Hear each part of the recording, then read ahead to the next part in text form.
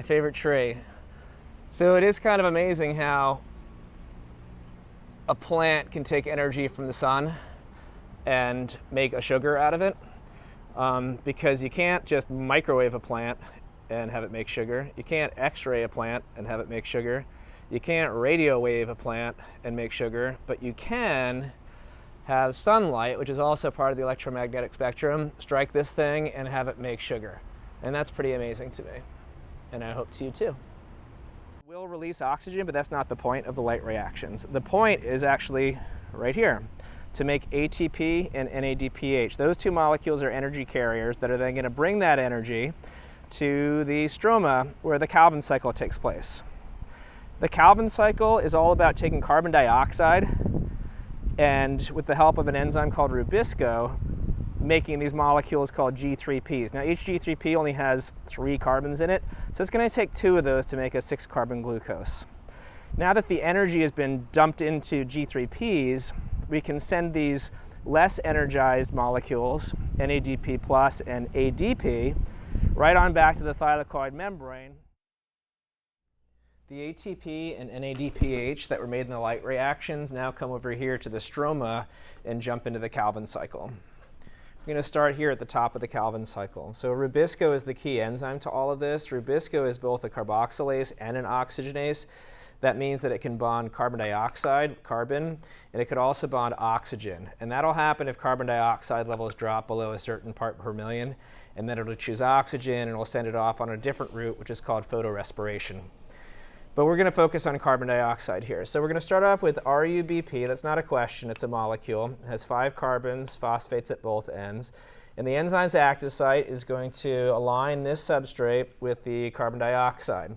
And there are R groups that are here stabilizing all of this. We're lowering activation energy, and it's going to make this happen really well. So boom, we have a 6-carbon intermediate. Here comes another one.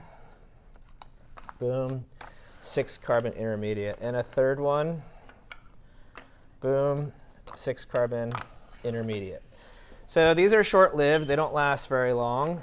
Okay, so we just already turned them into the next thing. So these are called Professional Golf Association molecules, PGA. And we're going to phosphorylate all of those. So here goes the first one. Boom. The second one.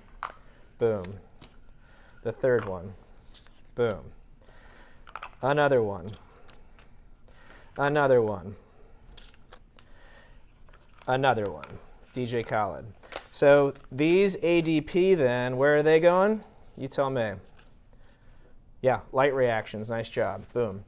So we now have BPGA. B is for bi. There are 2 phosphates here. And we're going to go ahead and change those. We're going to use all our NADPHs. So here's one of them. And that's going to turn that into G3P. Here's a second one. And we'll fast forward that. Okay, that means we just used up all the NADPHs. Where are these going? Yep, you're right, to the light reactions. We'll send them there now.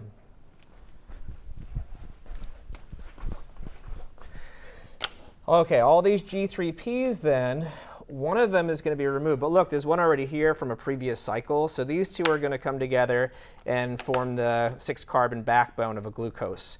So I'm going to get rid of those. That's a glucose, done. And the remaining 5 are going to reorganize presto magic, presto magic, presto magic, presto magic, presto magic. And we have these things. Okay, these are called RPs, ribulose phosphate. And we have 3 of those now, as unbelievable as that seems. So now we're going to phosphorylate each of these. So phosphorylate, done.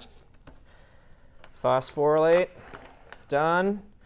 Phosphorylate, done. So that used up 3 ATP. These ADP then are going to go where? Yeah, you got it now. Light reaction. Send those over there. And here we have RUBP, not a question. It's a molecule. These RUBPs then are ready to do this again. So if there's more carbon dioxide around, we would just do this again and that and continue on and do the Calvin cycle again. And that is the Calvin cycle.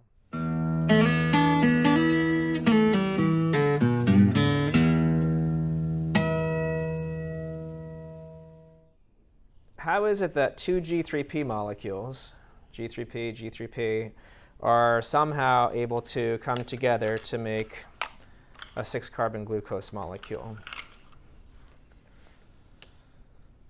All right, let's take a look at this. So this diagram is showing glycolysis. So if I'm going from the top to the bottom of the diagram, then you'll see there's glucose here, and as you move to the bottom, it ends up in these 2 pyruvate molecules.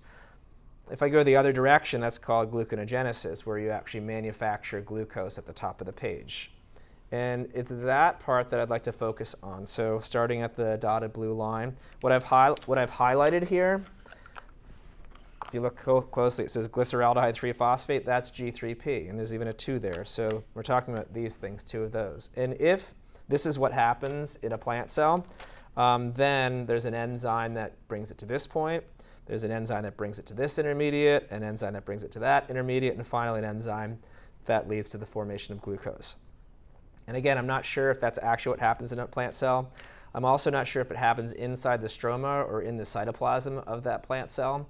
I think it happens in the stroma based on the stuff that I've read, but I don't know for sure.